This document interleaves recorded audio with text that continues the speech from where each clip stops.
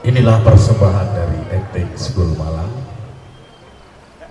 Naskah Agus Nur, Nasib Sial Seorang Badut, yang akan dimainkan oleh Willy Pramana. Selamat menyaksikan.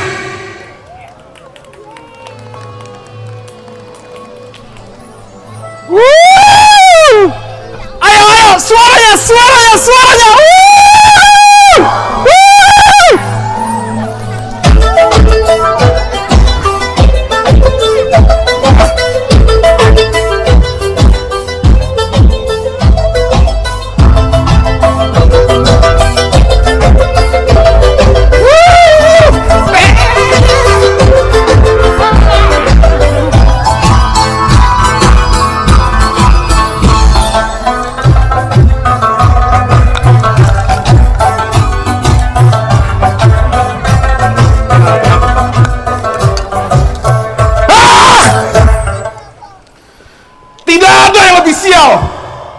Daripada orang yang tugasnya melucu tapi tidak ada yang tertawa.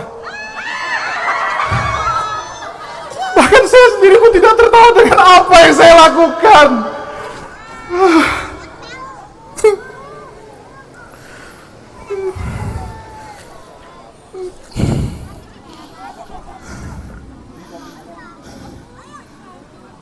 Kalian pikir gampang melucu seperti saya?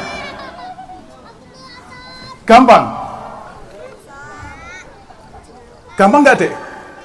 Enggak. Gampang nggak? Enggak. Memang nggak gampang. Apalagi saat kita sedang tidak ingin melucu, tapi kita harus membuat orang tertawa. Kalau dulu gampang. Tinggal gerak sedikit, orang sudah ketawa. Kalau sekarang, kita salah ngomong, yang ada malah dibilang mencemarkan nama baik lah, membuat orang tersinggung lah.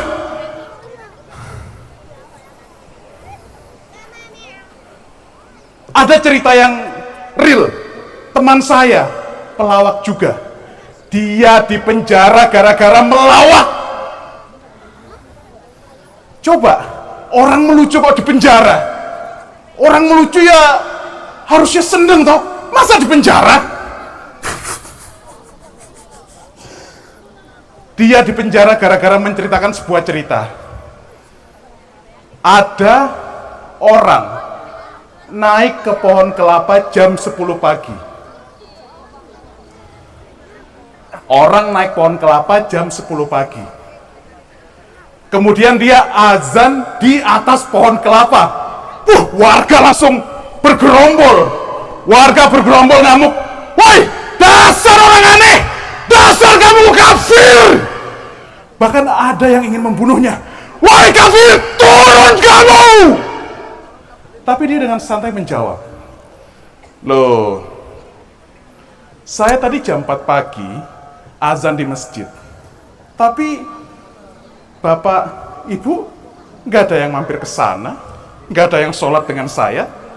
Giliran jam 10 pagi di atas pohon kelapa, Bapak Ibu baru kumpul. Coba, siapa yang aneh? Hah?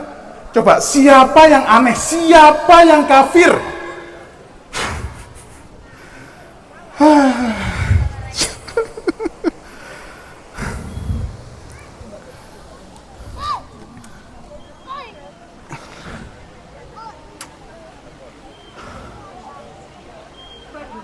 Kalau dulu ada filsuf yang bilang, manusia itu berpikir maka dia ada.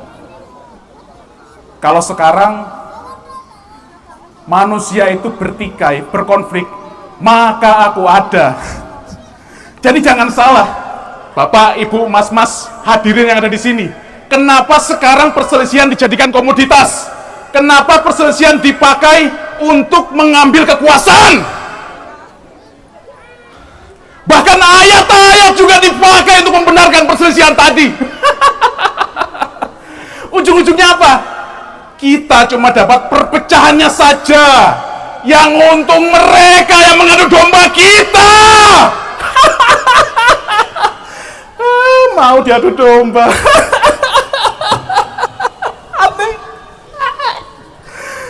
Dasar orang-orang aneh.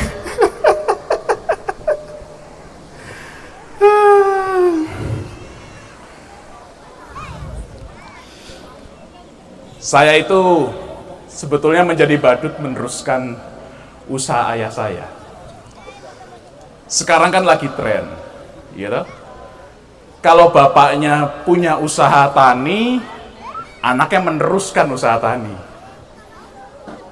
Ayo, di sini ada yang jadi PNS, Bapak Ibu? Angkat tangan. Nggak ada? Waduh. Tapi pasti ingin yang terbaik buat anaknya, toh? Ya. Nah, bapaknya badut, anaknya meneruskan badut. Bapaknya PNS, anaknya PNS. Ya, kalau bapaknya presiden, anaknya jadi Wakil Presiden. bukan saya yang ngomong loh ya. Bukan saya yang ngomong loh ya. Halo polisi? Oh, enggak, bukan saya. Wah, ngawur ya sampai nih ya.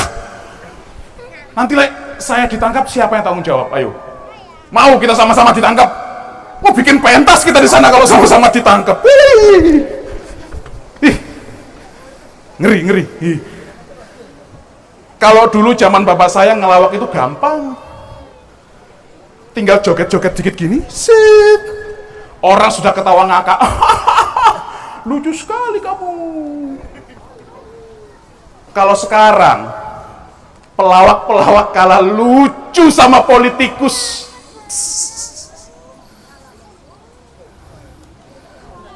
Kalau yang nggak percaya pasti nggak pernah mainan sosmed atau nggak punya TV. Ya nggak apa-apa, terserah.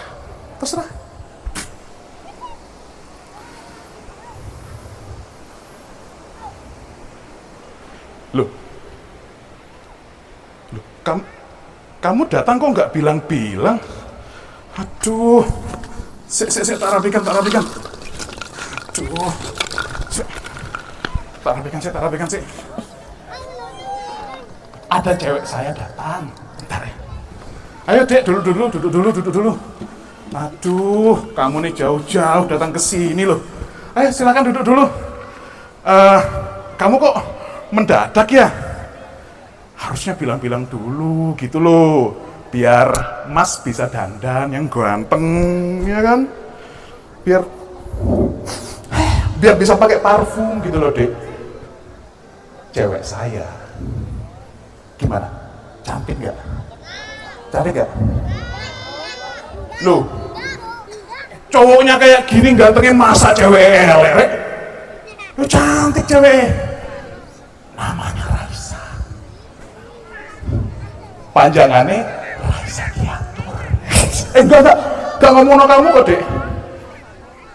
Raisa Diatur soalnya kayak cewek-cewek sekarang mintanya banyak, giliran dimintai tolong, Dek, buatkan Mas teh, buatkan Mas kopi. Alasannya wakeh. Mulai pusing lah, wetenge ngeluh lah, sikilnya keceplok meja. Gak masuk. Oh enggak. Tenang, Mas tidak ngomongin kamu ya. Mau pesen makan apa? Apa aja, bebas. Nasi goreng, aman. Hah? Mie goreng, oh mie goreng, aman. Rujak, sing genahe lho, apa mie goreng, nasi goreng apa rujak? Oh enggak, Mas enggak marah. Sepurane, mohon ampun. Enggak. Mas itu cuma memastikan mau makannya apa gitu loh.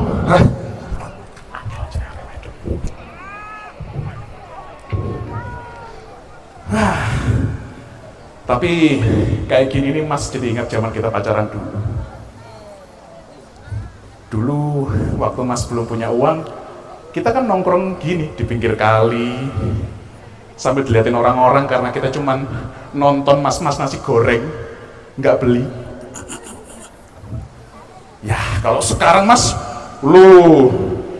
badut yang sukses, Gitu? Mau pesen apa? Makan, tas, apa? Mobil, liburan ke Turki. Jangankan ke Turki, Dek. Kutub Utara, Mas temenin, numpak pinguin ke Kutub Utara. Siap, Mas, pokoknya. Tapi dengar-dengar katanya sudah punya cowok baru ya? Belum. Yes. Katanya lebih ganteng, lebih kaya dari Mas. Enggak. Yes. Masih ada harapan. Enggak. Tadi ya Mas biasalah. Apa afirmasi ya, biar Mas bisa lebih pede gitu ngomong sama adik. Ya, kita pacaran udah lama kan ya. Mas, boleh duduk sini ya? Iya, biar mesra gitu loh. Aduh. Rambutmu panjang juga ternyata ya. Lek ngelus sampai gini loh. Saking panjangnya. Aduh. Ya Mas nggak minta muluk-muluk sih, Dek. Kan pacaran sudah lama.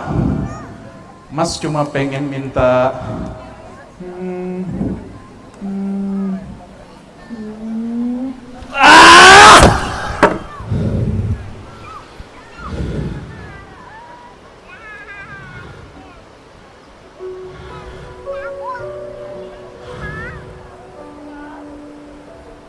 betapa sialnya nasib saya. Jadi badut gak lucu, jomblo lagi.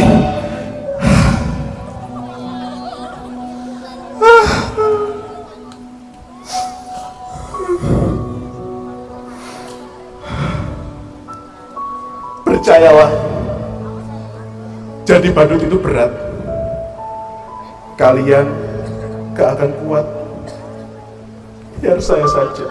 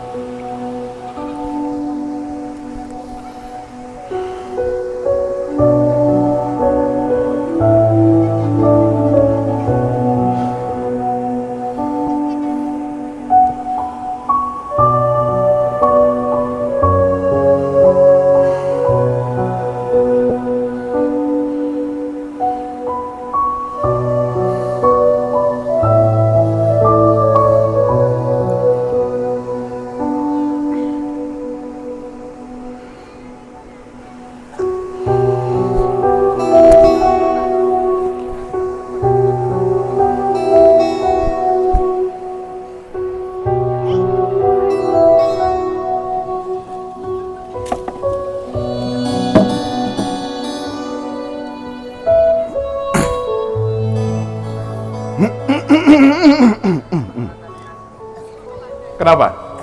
Ada yang beda dengan penampilan saya? Lebih pantas mana? Jadi badut tadi, apa pakai pakaian yang rapi seperti ini?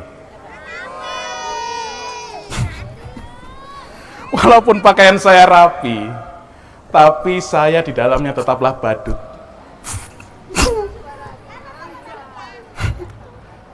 Nasib kita tidak pernah tahu bakal kemana.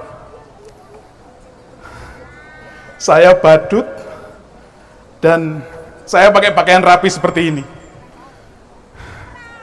Suatu hari saya sedang mengisi acara kampanye sebuah partai.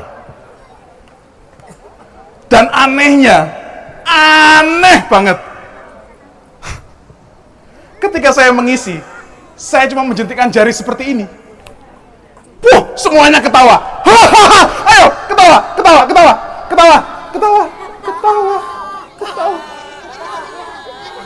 Persis ketawa karir seperti itu. Persis ketawa karir seperti itu. Saya menggoyangkan pinggang seperti ini. Ketawa lagi. Ayo, ayo, ayo. Ayo, ayo. Persis kalian sudah cocok untuk kerja di... Aneh, semuanya ketawa. Lalu tiba-tiba pimpinan partai mendatangi saya. Disalami saya. Set. Dia bilang begini. Mas, Anda ini adalah sosok pemimpin yang kami cari. Anda punya wibawa dan sangat dicintai masyarakat. Ekspresi saya.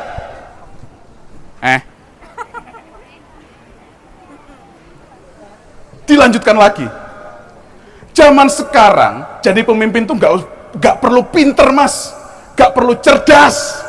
Yang penting bisa dicintai masyarakat dan disukai masyarakat. Gak perlu pinter katanya. Alasannya, karena kalau dicintai masyarakat, mau kalian bohong, mau berbuat salah, maupun nanti korupsi sekalipun, dimaafkan oleh masyarakat. Kan cinta, gitu? Kalau cinta dimaafkan. Dia lanjut ngomong lagi. Anda mau kami ikutkan pilkada, Mas? Karena Anda adalah sosok yang kami cari-cari selama ini. Wah, badut pilkada. Badut pilkada. Badut pilkada. Kok kayak pernah denger ya? Badut pilkada ya? Saya jawab lagi. Loh, Pak, tapi saya ijazah aja nggak punya, Pak. Gimana caranya ikut pilkada? Loh, tenang, Mas. Tenang, sampean tidak usah khawatir. Ijazah nggak ada, kita buat jadi ada. Bahkan kebohongan pun, kesalahan pun, bisa kita buat jadi benar kok. Nggak usah bingung sampean, aman, Mas. Padahal saya sendiri, pilkada sama pilkab, saya nggak tahu bedanya apa. Pilkada sama pilkab. Walaupun ada teman yang ngomong gini, kalau pilkab itu nggak boleh coba-coba buat anak. Kalau pilkada bolehlah coba-coba buat anak. Makanya banyak anak-anak pejabat yang coba-coba ikut pilkada, tapi nggak menang. Ada yang menang juga sih, tapi badut pilkada. Akhirnya saya ikut pilkada. Dan tahu nggak, Bapak Ibu, keanehan apa lagi yang muncul? Saya menang pilkada. Badut menang pilkada. Badut menang pilkada. Saya bertahun-tahun jadi badut, nggak ada yang ketawa. Giliran saya jadi pemimpin, semua orang ketawa, semua orang bahagia.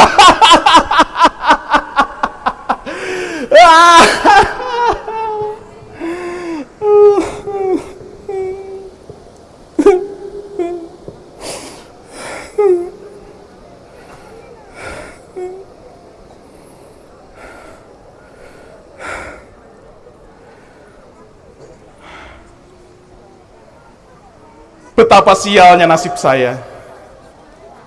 Saya adalah badut yang paling sial, dengan nasib tersial yang paling sial. Dulu saya jadi badut, sekarang saya jadi pemimpin. Saya tetap menjadi badut. Badut yang bisa mereka atur. Badut yang bisa buat mereka semua terhibur. Percayalah, jadi badut itu berat. Kalian gak akan kuat. Biarkan para pemimpin saja.